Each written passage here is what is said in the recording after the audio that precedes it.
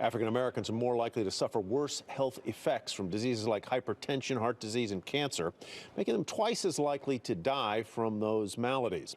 CNBC's Bertha Coombs joins us as we continue our series on efforts to bridge the economic divide. Hi, Bertha.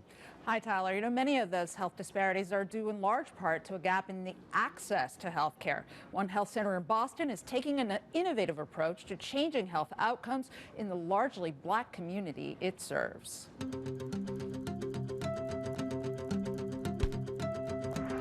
Please, come on, let's go. Thank you. For Fantasia James Hollins, getting her daughter into daycare at Boston's Dimmock Health Center felt like coming home. I've been off and on this campus since I was basically born. My mother used to come here. With a history of hypertension in her family, one more, big one. Her kids' health care is a priority. I can ask my doctor things that a lot of people may be embarrassed to ask their doctor. I just have so much a greater comfort being here, and I think that that does help you to be a step ahead of the health and the education. Providing access to care is part of Dimmock's DNA. Founded in 1862 as one of the nation's first hospitals run by and for women, its nursing program graduated the nation's first black nurse. With that history came a lot of responsibility to the community. Today, Dimmock serves 17,000 patients in Dorchester and Roxbury, the heart of Boston's African-American community,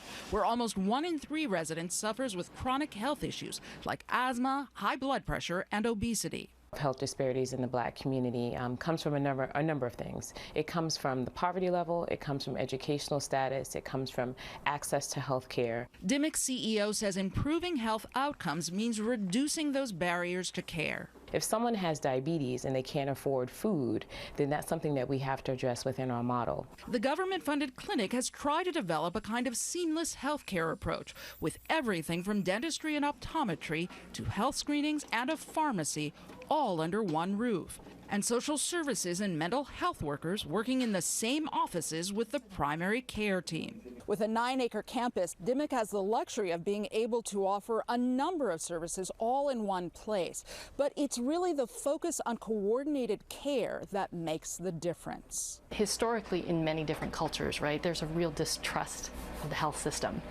And so what we work to do every single day at Dimmock is to cultivate that trust, build relationships. The result, Dimmock ranks well above the national average for health clinics on almost a dozen health quality measures. Perhaps more important, patients like Fantasia feel the benefits. Dimmock is a safe haven for a lot of people. It's home. Like I wouldn't even know Boston without Dimmock being here. The doctors at Dimmock say integrating mental health with primary care has made it so much easier to talk to people about getting help for things like depression and stress. Though it's too early to talk about the direct health outcomes of that, they say it's really something that's coming along. To learn more about Dimmock's mission and its impact on local residents, go to cnbc.com/bridging the divide. There are lots of great stories there, Tyler. All right, Bertha, thank you. Tomorrow we conclude our series with efforts to close the wealth gap between blacks and whites. We will look at how some financial advisor groups are working to bring more African Americans into the profession and share more insights about saving and investing in African American communities.